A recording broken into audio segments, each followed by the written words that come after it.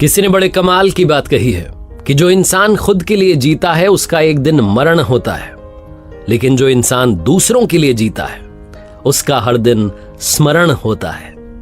नमस्ते दोस्तों, मेरा नाम है आरजे कार्तिक। एक छोटी सी खूबसूरत सी कहानी। ये कहानी एक गरीब पिता और उसकी बेटी की। एक गरीब पिता अपनी बिटिया के साथ में एक महंगे होटल में पहुंचा अपने शहर के।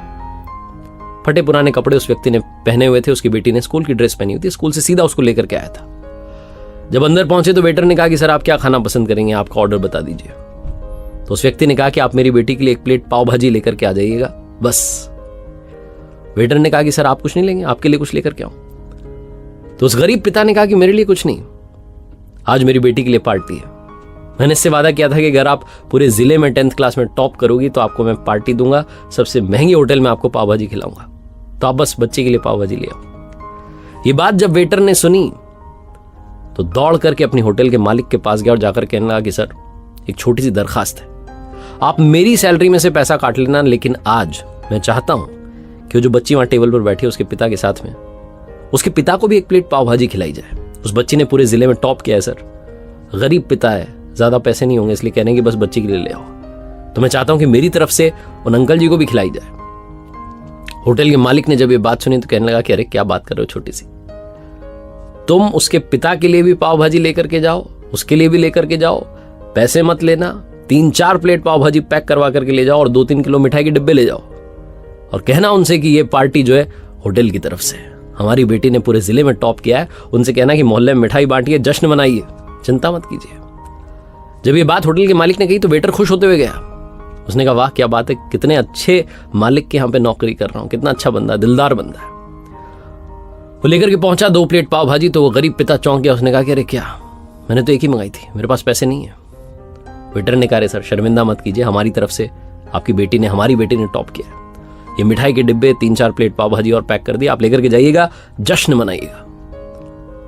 पिता और पुत्री खुश हो गए। कई साल इस बात को बीत गए।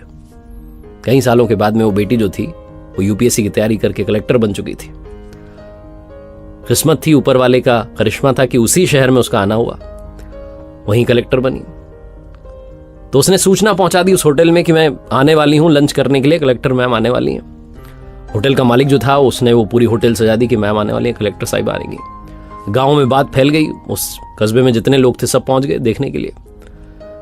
कलेक्टर पहुंची अपने साथ में अपने पिता को लेकर के। होटल का मालिक और ये तो समझ नहीं पा रहे थे, इन्हें लगा कोई होंगी।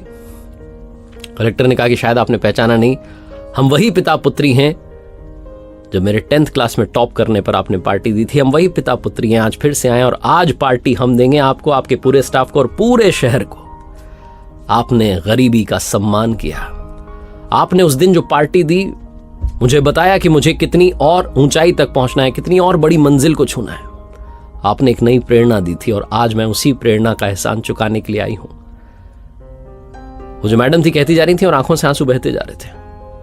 होटल का मालिक, वेटर जो थे, दोनों हाथ जोड़ के खड़े थे और कह रहे थे क्या बात है, ऊपर वाले का आशीर्वाद है। छोटी सी कहानी है लेकिन सिखाती है कि कभी भी किसी गरीब का मजाक मत उड़ाना। हो सके तो उसकी मदद करना, मदद ना कर सको तो मजाक मत उड़ाना, क्योंकि वो सब देख रहा है। बनना है तो उसकी नजर में अच्छा बनिए। एक बार फिर से वही बात जो आपसे अक्सर कहता हूं, ऊपर वाले के आशीर्वाद के साथ, अपनी मेहनत और अपनों के प्यार के साथ कर दिखाओ को जैसा कि दुनिया करना चाहे आपके जैसा। याद रखिए, हर सोमवार सुबह 9:30 बजे मेरे साथ देखिए एक नई कहानी और हर शुक्रवार सुबह 9:30 बजे मेरे साथ देखिए लर्निंग सीरीज का एक नया वीडियो।